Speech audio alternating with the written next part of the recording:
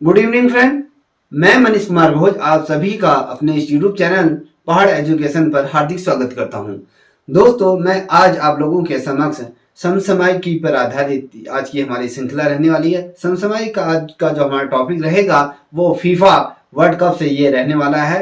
इसके अंतर्गत क्या चीजें रोमांचक रही और क्या बोलते हैं, क्या क्या चीजें इसमें हमें आपके प्रतियोगिता परीक्षाओं में क्वेश्चन पूछे जाते हैं, कौन कौन सी ये महत्वपूर्ण श्रृंखला मैं आप लोगों के समक्ष लेके आया हूँ। आप इसे पूर्व से लेकर अंत तक अवश्य देखें। यदि आप लोगों को ये वीडियो अच्छी लगी तो प्लीज आप कमेंट सेक्शन पर कमेंट अवश्य कीजिएगा, साथ ही इस चैनल को भी सब्सक्राइब कीजिएगा। दोस्तों, आइए शुरुआत करते हैं आज की श्रृंखला का। जैसे आप सभी को पता है, फीफा FIFA फीफा जो ये शब्द दिया गया है, एफ का क्या मतलब है, आई का क्या मतलब है, एफ का क्या मतलब है, ए का, इसकी फुल फॉर्म हमें पता होनी चाहिए।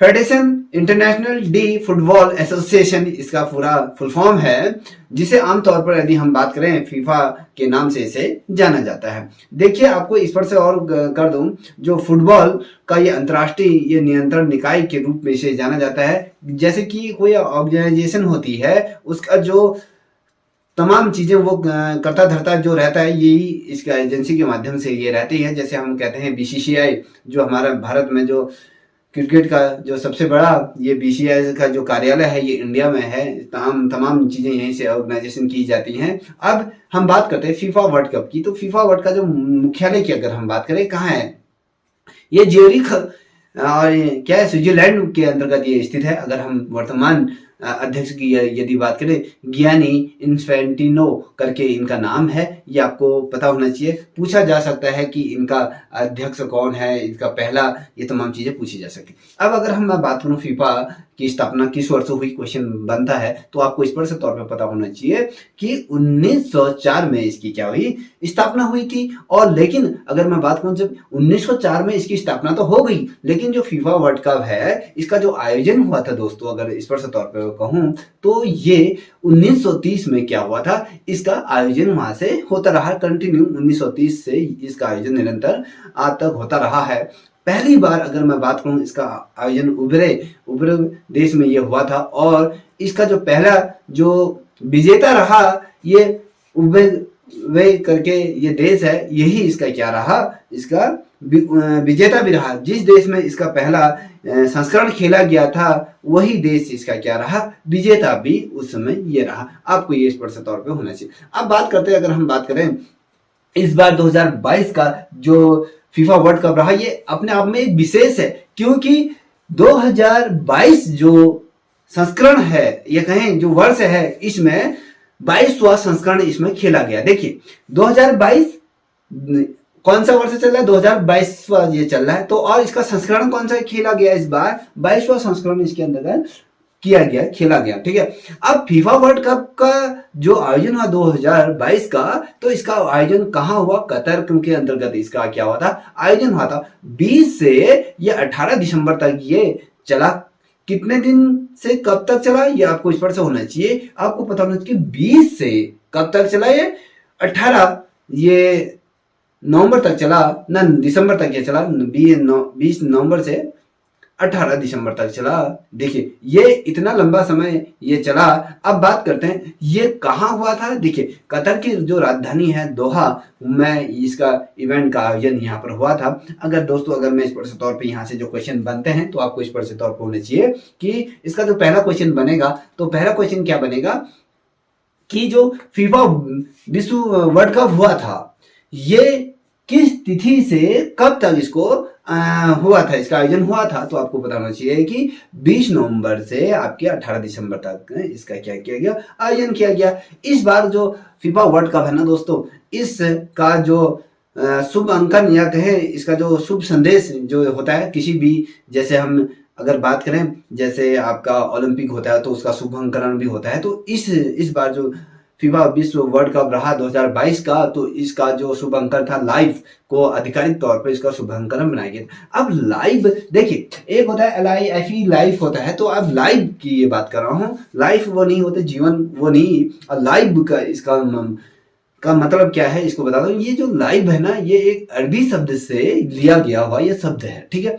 जिसका अर्थ होता है दोस्तों विशेष गुण और क्षमता वाला क्या होता है खिलाड़ी। अगर हम इसको इस प्रकार से भी अगर समझें कि इसका जो लाइव जो शब्द है इसका विशेष महत्व इसलिए दिया गया, विशेष प्रतिभावान वाला क्या होता है, प्रतिभावान वाला खिलाड़ी जिसके अंदर का विशेष गुणों और क्षमता ऊर्जावान जो खिलाड़ी होता है उसका ये क्या बनाया गया था, इस बार शुभंकर इसका बनाया गया, या कहें इसका क्या, इसकी जो शुभंकर था इसकी जो शब्द का अर्थ है, इसका विशेषता, ये चीजें इसके अंदर का दी गई है। ठीक है, ये बहुत ज्यादा महत्वपूर्ण है, इसको आप तो रट लीजिएगा।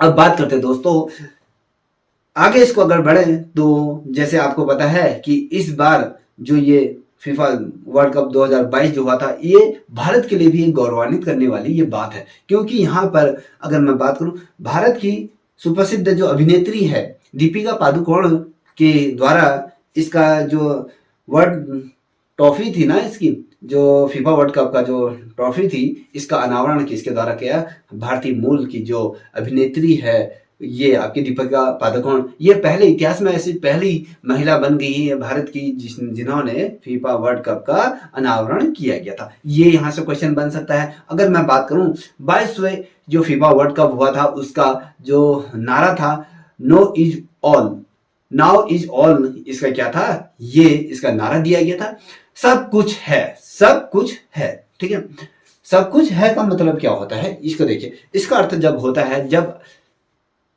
सब कुछ है का अर्थ होता है जब आप अपने सपनों को जीत लेते हैं। जब हम कोई सपना देखते हैं ना दोस्तों, जब हम कोई अपना सपना देखते हैं, उस सपने की तरफ जितनी हम मेहनत करते हैं, जब वो सपना हमारा साकार होकर जब हमारे समक्ष खड़ा हो जाता है, तो वो चीज इसके अंदर कही गई है, नाउ इज ऑल का मतलब होता है सब कुछ। इसका अर्थ होता है जब आप अपने सपने को जीत लेते हैं, अपने भाग्य या नियति को महसूस करते हो, तो उस पल को हम क्या कहते हैं, उस पल को हम क्या कहते हैं, अपनाते हैं। जब हम हमारी जो नियति होती है, जब जो हमने जो मुकाम देखा है, अगर उस मुकाम तक अगर हम पहुंच जाते हैं, तो ये सोच लीजिए कि जो हमने जो सपना देखा वो कहीं ना कहीं साकार हो गया। तो ये इसका मतलब था। अब बात करूं 2022 का जो फीफा वर्ल्ड कप था, इसके संदर्भ में अगर मैं बात करूं, अली रियाल्ला ऑफिशियल फुटबॉल ये जो था इस बार, ठीक है, फिर दोबारा इसको बताता हूं। जो 2022 का जो फीफा वर्ल्ड कप का जो संदेश में क्या था वर्ल्ड कप के अंतर्गत, अल रिहाला ऑफिशियल फुटबॉल, जिसका नाम इसका नाम रखा गया था इस बार, अल रिहाला का मतलब अरबी भाषा में यात्रा करना होता है। कि आप जो ये शब्द दिया गया है अरिल्लाह ला जो शब्द है, अल अरिल्ला जो शब्द है, इसका मतलब क्या होता है, इसका मतलब होता है यात्रा करना होता है। ठीक है, यात्रा, और जिसे कतर के जो राष्ट्रीय ध्वज है ना, और ध्वज है, वास्तुशिल्प की अगर बात करें, वास्तुकला की बात करें, और वहाँ के जो नौकायान होते हैं उनमें इसको क्या किया, प्रेरित करके इसको बनाया गया है, या उन पे ये छपा होता है, और ये वहाँ पर बनाया गया है इस दफे। ठीक है, ये आपको स्पष्ट तौर पे ये होना चाहिए। ये कहाँ है, ये कतर के ध्वज में भी, साथ ही वास्तुकला के अंतर्गत है, और नौकाओं से प्रेरित होकर इस बार इसको बनाया गया है। ठीक है, इस बार वर्ल्ड कप की आपने फुटबॉल को देखा होगा, उसका ही मतलब है अल रिहल्ला, इसका मतलब अरबी शब्द है जिसमें यात्रा करना होता है। अब क्वेश्चन क्या बनता है, अगर मैं क्वेश्चन आप लोगों के सामने रखूं दोस्तों, कि 2022 फीफा विश्व वर्ल्ड कप के संदर्भ में अल रिहल्ला का क्या अर्थ होता है 2022 के अंतर्गत अगर मैं बात करूं, तो ये एक यात्रा होता है। अगर मैं कहूं ये क्या है, एक आधिकारिक वाक्य के तौर पर इसे हम कह सकते हैं, जो कतर के आपके चाहे झंडे पर उनके जो राष्ट्रीय ध्वज है उसकी बात करें, या फिर नौकाओं पर, या फिर आपके जो वास्तुशिल्प है, तो वहां से इसको लिया गया है। तमाम चीजें इसको ध्यान में रखिएगा। ठीक है, कभी क्वेश्चन ऐसे भी बन सकता है कि जैसे मैं क्वेश्चन आप लोगों के समक्ष रख दूं, तो इसके अंदर जैसे मान लो कि 2022 फीफा जो विश्व कप था उसके संदर्भ में अल रिहल्ला का क्या मतलब होता है, आदर्श वाक्य होता है, या आधिकारिक फुटबॉल होता है, या कतर की टीम का ये एक उपनाम नाम है, खिलाड़ियों के गांव का ये नाम है। तो ऑब्वियसली ये एक आदर्श वाक्य के तौर पे इसे लिया गया है कतर देश में, ठीक है। अब इसमें एक महत्वपूर्ण चीज मैं आपको बताता हूँ दोस्तों।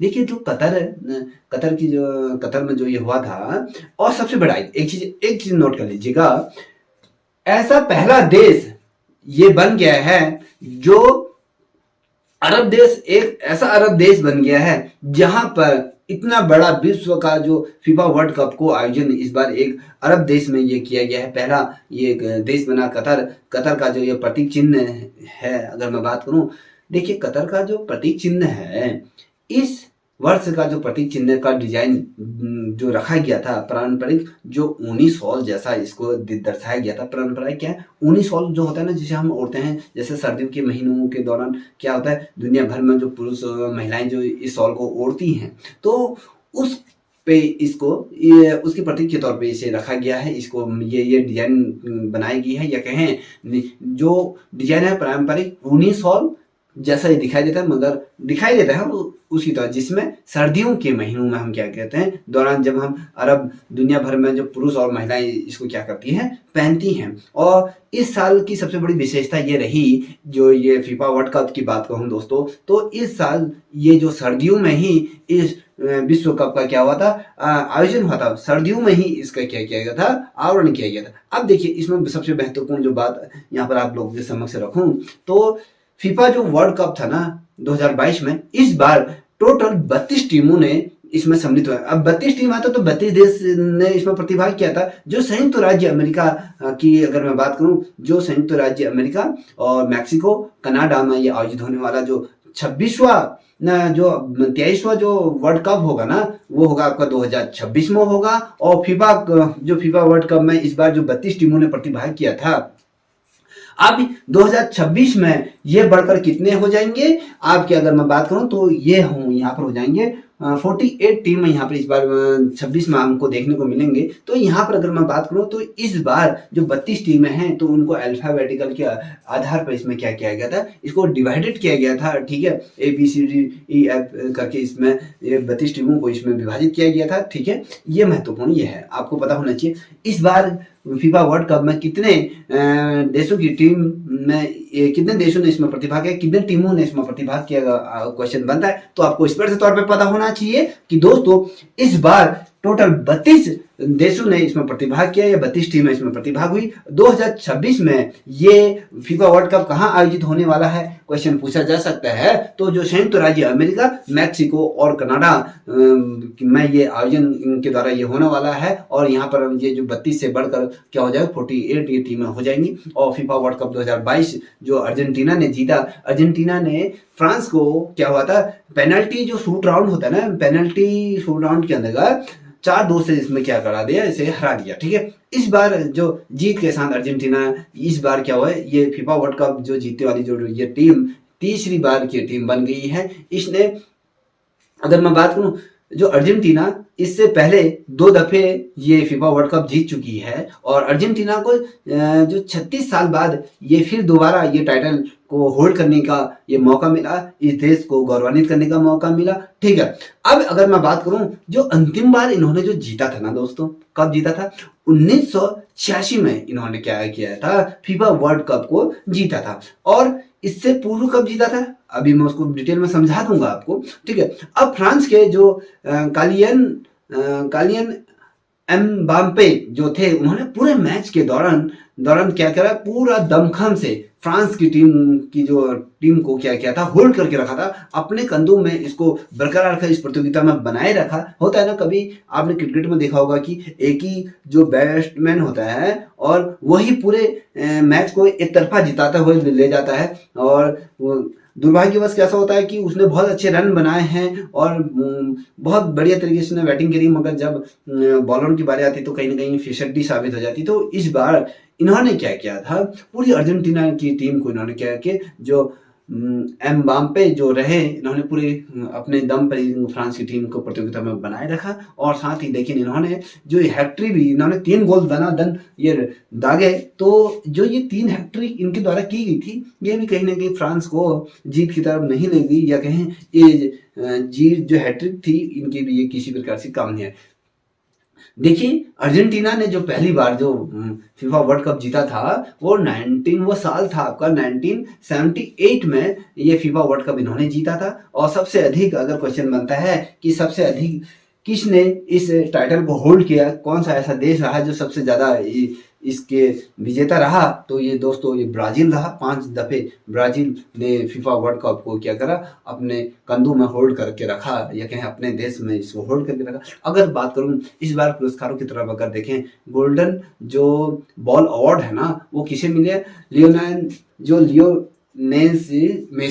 मेसी को क्या मिला था, जो अर्जेंटीना के जो खिलाड़ी हैं उनको, मेसी को ये गोल्डन बॉल अवार्ड से इसको सम्मानित किया गया। अगर गोल्डन बूट अवार्ड की अगर बात करूं, किलियन एम्बाप्पे जो फ्रांस के थे इनको ये दिया गया। अगर मैं बात करूं ये गोल्डन ग्लव्स जो होते हैं जो गोलची को दिए जाते हैं, तो इमिलियानो मार्टिन ये अर्जेंटीना के हैं, इनको दिया गया है। अगर बात करूं जो यंग प्लेयर होते हैं ना, जो यंग प्लेयर ऑफ अवार्ड किसे इस बार मिला है, एंजो फेर्नांडीज जो अर्जेंटीना के थे उनको दिया गया था। और अगर मैं बात करूं फीफा प्लेयर अवार्ड किसे दिया गया, तो इंग्लैंड को इस बार ये अवार्ड जाते हुए वहां देखने को मिला। अगर मैं बात करूं दोस्तों, अब क्या है, काफी क्वेश्चन बनता है कि भैया जो गोल्डन बॉल पुरस्कार है वो क्या है, आपके दिमाग में आ रहा होगा। तो ये गोल्डन जो बॉल पुरस्कार टूर्नामेंट में जो सर्वश्रेष्ठ जो प्रदर्शन करता है जो खिलाड़ी, उसको ये दिया जाता है। दुनिया के दिग्गज खिलाड़ी या कहें फुटबॉलर जो मेसी हैं, उन्होंने अर्जेंटीना को ये गोल्डन बॉल का खिताब इन्होंने ये जीता, या कहें इनको ये दिया गया, या कहें इनको मिला। मेसी ने इस वर्ल्ड कप की अगर मैं बात करूं तो 7 गोल इनके द्वारा इस बार दागे गए। मेसी पहले ही खिलाड़ी ऐसे बन गए थे जिन्होंने 2 बार क्या बनाए, ये जो गोल्डन बॉल को अचीव करने वाले दुनिया के दूसरे खिलाड़ी ये बन गए हैं। ऐसे 2 बार इन्होंने करके दिखा दिया है। मेसी पहले ऐसे खिलाड़ी, कहने का मतलब है मेसी एक मात्र ऐसे खिलाड़ी हैं जिन्होंने इस खिताब को अभी तक होल्ड करके रखा है। 2 बार इन्होंने इस चीज को माना। अब ये गोल्डन बॉल पुरस्कार की शुरुआत कब हुई, कभी क्वेश्चन बनता है तो आपको पता होना चाहिए 1982 में स्पेन वर्ल्ड कप से इसकी शुरुआत हुई। देखिए गोल्डन बॉल पुरस्कार की शुरुआत कब हुई, कहां से हुई, किस देश से हुई, तो भैया आपके जो वर्ल्ड कप हुआ था, फीफा वर्ल्ड कप जो हुआ था 1982 में स्पेन में इसका शुरुआत हुई। इस क्या बोलते हैं, इस जो अवार्ड को देने की बात वहां पर से प्रारंभ हुई। अब गोल्डन बूट पुरस्कार क्या होता है इसको भी थोड़ा सा हम समझ लेते हैं। देखिए दोस्तों, जो फीफा वर्ल्ड कप में सबसे ज्यादा जो गोल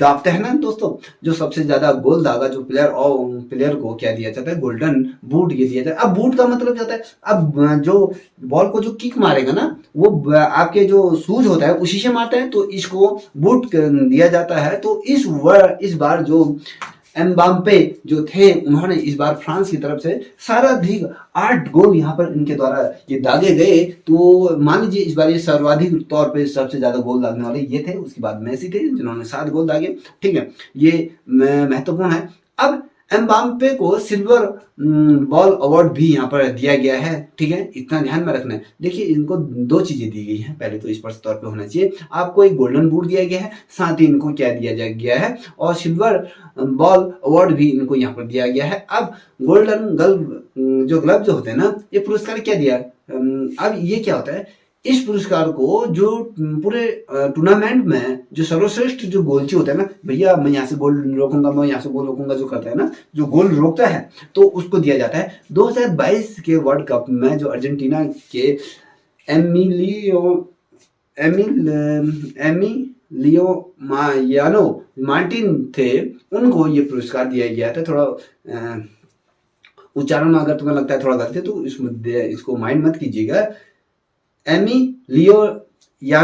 एमिलियानो मार्टिन ये इनको ये पुरस्कार दिया गया था, ठीक है। अब बात करते हैं दोस्तों, हाँ, अगला क्या इससे रिलेटेड क्या चीजें बनती हैं, क्या क्वेश्चन इसमें आता है। देखिए इस बार फीफा वर्ल्ड कप में कुछ चीजें, नई चीजें देखने को मिली। इस बार पहली इतिहास में ऐसा पहली दफे हुआ कि महिला रेफरी को इस बार वर्ल्ड कप में सम्मिलित किया गया। जो कतर में जो हुआ था वर्ल्ड कप 2022 में, जो महिला रेफरी की भागीदारी, ये इस बार का ये गवाह बना। ये पहले दफे पहला ऐसा टूर्नामेंट रहा जिसमें महिला रेफरियों को क्या किया गया था, यहाँ पर मौका दिया गया था। अब स्टेफनी फ्रीपार्ट पुरुषों के जो फीफा वर्ल्ड कप था, वर्ल्ड कप मैच में ये रेफरी की भूमिका में ये रही, इन्होंने निभाने वाली ये पहली ये महिला बन गई हैं। और फ्रीपार्ट ने यह उपलब्धि कोस्टा रिका बनाम जर्मनी के खिलाफ जो ये मैच हुआ था, इसमें इन्होंने ये मुकाम हासिल किया। और साथ ही जर्मनी और जो कोस्टियाका के बीच जो खेले जाने वाला जो मैच था ना दोस्तों,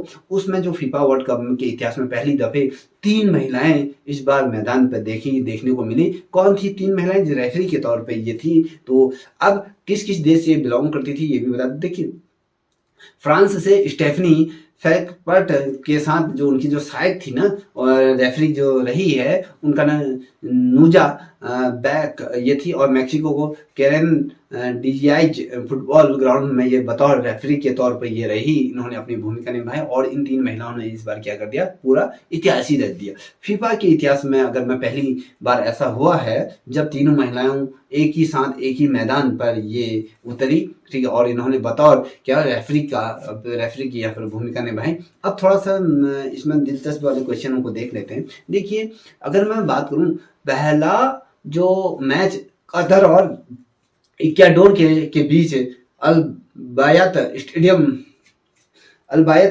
में ये खेला गया। कब खेला गया? 20 नवंबर को खेला गया। और फाइनल मैच जो अर्जेंटीना और फ्रांस के बीच जो खेला गया वो 18 दिसंबर को लुएस स्टेडियम में ये खेला गया, ठीक है। पहला ये सोच लीजिए, पहला मैच कब खेला गया? 20 नवंबर को खेला गया। किन देशों की टीम के साथ खेला गया, आपको ये पता होना चाहिए। देखिए, कतर और इक्वाडोर के जो बीच ये खेला गया,